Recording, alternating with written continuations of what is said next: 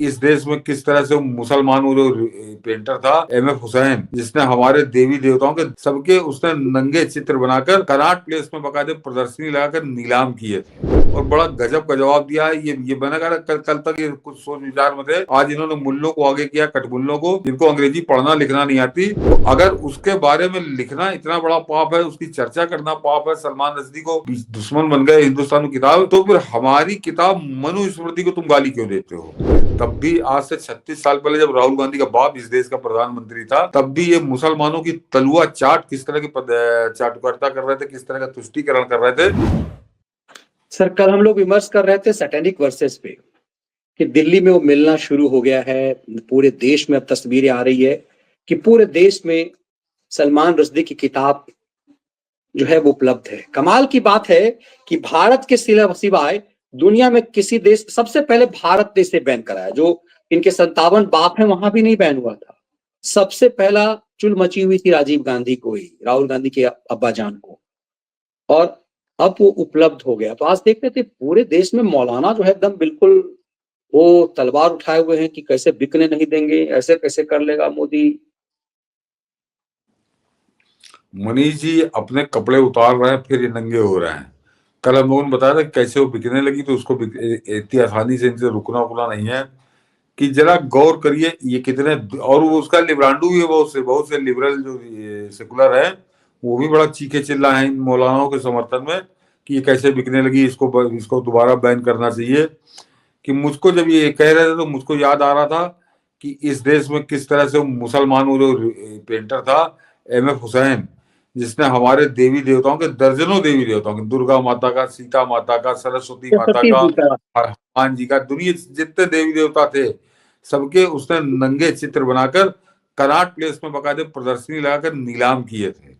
80 लाख रुपए उसने कमाए थे। और उसके उस कुकर में, उसके पाप में एक कांग्रेसी नेता, वो भी मुसलमान थी, उसका नाम था नफीसा अली।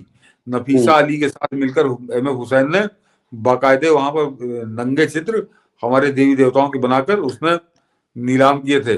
और तब जब उसका विरोध शुरू हुआ तो यही मुल्ले, यही कटमुल्ले, यही लिबरल, यही सेकुलर उसके साथ चट्टान की तरह खड़े हो गए थे कि ये तो कलाकार की अभिव्यक्ति स्वतंत्रता है और इसको नहीं रोका जाता। ये थुकवात जावेद अख्तर भी उस पर फुदकता था,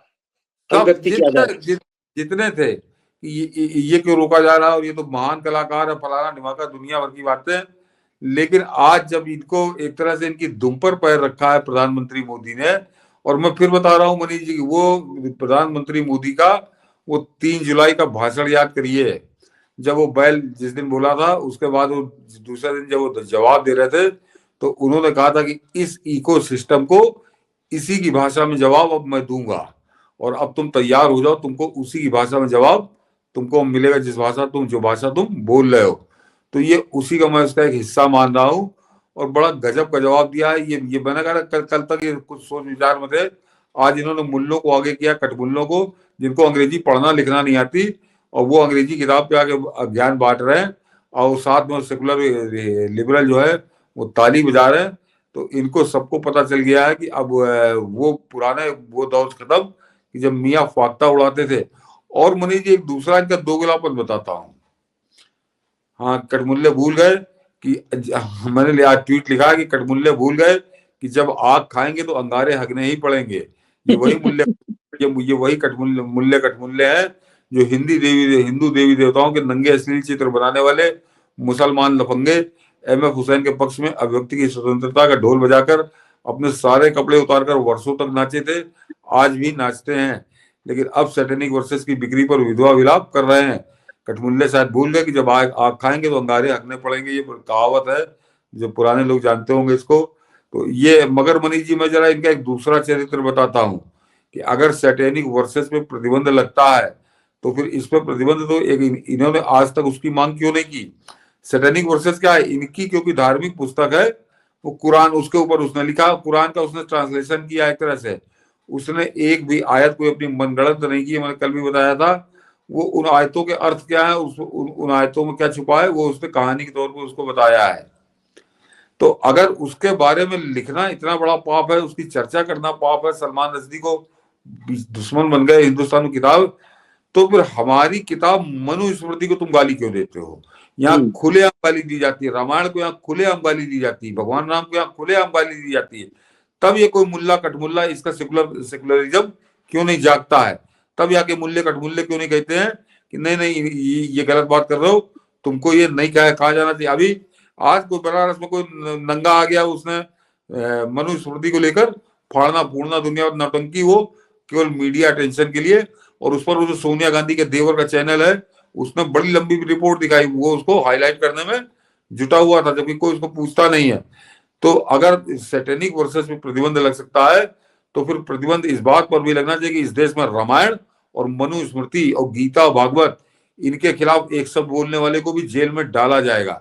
ये तय हो जाए। ये मुल्ला आ जाते हैं साले अनपढ़, 8वां 9वां फेल, टेलीविजन पे आके बैठते हैं, ये कहीं काशी विश्वनाथ पर टिप्पणी कर रहे हैं, कहीं मथुरा के मंदिर पे टिप्पणी कर रहे हैं, कहीं मनुस्मृति तो सबके, किसी ने उसका मनुस्मृति का मान नहीं पढ़ा होगा, लेकिन वो मनुस्मृति के भी पीछे पड़े रहते हैं। तो दोनों चीजें होनी चाहिए, दोनों या तो दोनों खुल के, और या फिर दोनों पे प्रतिबंध होना चाहिए। ये नहीं होगा कि सैटेनिक वर्सेस में बात करना मुश्किल है, उसका बिकना मुश्किल है, और मनुस्मृति को गाली देना बड़ा आम है।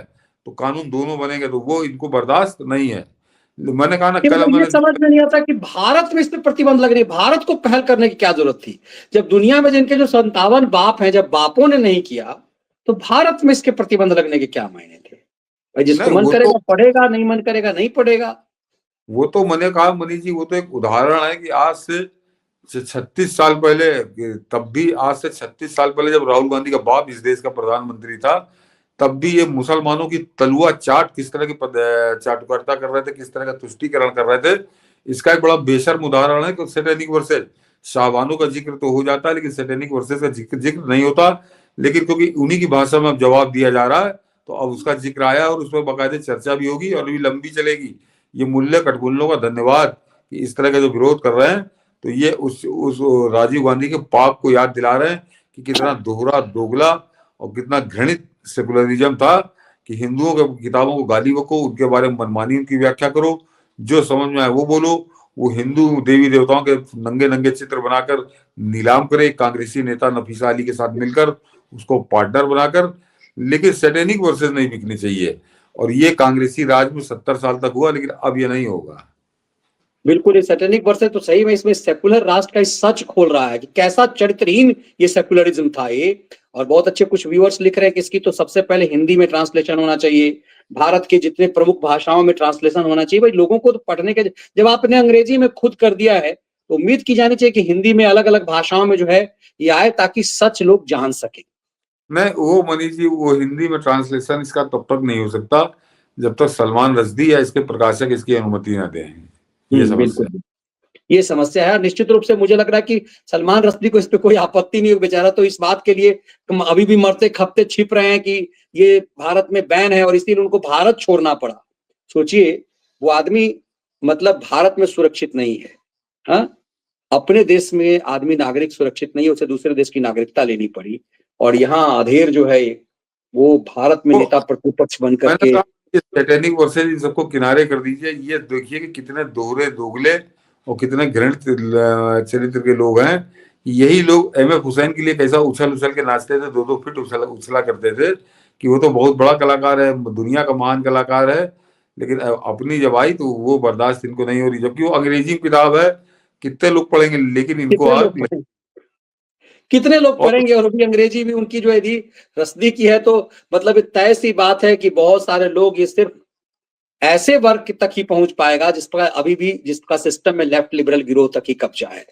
और एक बता दे रहा हूँ मनीष जी, इस कांग्रेस का दोहरा दोगला चरित्र हिंदू धर्म और सनातन धर्म के खिलाफ, कि आपको ध्यान होगा डेनमार्क में कार्टून बन गया था मनीष जी, वो मोहम्मद साहब का कार्टून बना दिया गया था, और उस कार्टून को हिंदुस्तान में एक आदमी ने छाप दिया था। वो संपादक थे उस किताब के, मेरे बड़े भाई की तरह थे, बहुत करीबी रिश्ते थे। आलोक तोमर नाम था उनका, और वो S4 करके मैगजीन निकली थी, नई नई मैगजीन थी, और उन्होंने समाचार के रूप में छापा था, कोई उसके बारे में अलग से नहीं कि ये कार्टून है, इसके खिलाफ इस तरह से वो हो रहा है। मनीष जी 1.25 महीने जेल में रहे थे, 1.25 महीने। और व्यूअर्स को बता दें कि जिसकी बात कर रहे हैं आलोक तोमर, जो आप कौन बनेगा करोड़पति में एक शब्द सुनते हैं, कंप्यूटर जी, पूरी स्क्रिप्ट पहली उन्हीं की लिखी हुई थी, आलोक तोमर जी के। मेरे भी नहीं व्यक्तिगत संबंध बहुत अच्छे थे उनसे जी। नहीं मनीष, शुरुआत के 30 एपिसोड वो आलोक तोमर के ही लिखे हुए थे, 30 एपिसोड उनके लिखे हुए थे। तो वो हिंदुस्तान के बहुत महान रिपोर्टरों में आप कह सकते हैं। और उस आदमी को 1.25 महीने जेल काटनी पड़ी थी इसी दिल्ली के अंदर, क्योंकि उसने केवल एक कार्टून छाप दिया था। और बाकी यहाँ पे मैंने बताया, कल आपको सच्ची रामायण बताया था, मनुस्मृति गाली देना, या MF हुसैन तो सबसे बड़ा पोस्टर है इस बात का कि किस तरह से हिंदू धर्म पर चाहे जो करो चाहे जैसा करो सब कुछ माफ है, लेकिन मूल्यों के लिए कैसे कितनी संवेदनशील रहती है कांग्रेस, ये इसका बहुत घृणित उदाहरण है। बिल्कुल, और इसीलिए समझना चाहिए कि जो प्रधानमंत्री मोदी, अच्छा याद दिलाया आपने, जो पीएम ने कहा था कि इनको इसी की भाषा में जवाब देना पड़ेगा। इन खलिहर लतिहरों को, सही बात है कि लात के, कहावत है ना सर, कि लात के देवता को उनको बातों से नहीं समझाया जा सकता है। इन खलिहर लतिहरों को इसी की भाषा में जो प्रधानमंत्री ने कहा, मुझे लग रहा है कि आदेश तो कोर्ट का है, लेकिन फिर मैं इशारा करता हूं, लंबे समय तक मैंने अदालत की रिपोर्टिंग की है, इस देश में कोर्ट के फैसले जनता के मिजाज से ही बदलते हैं।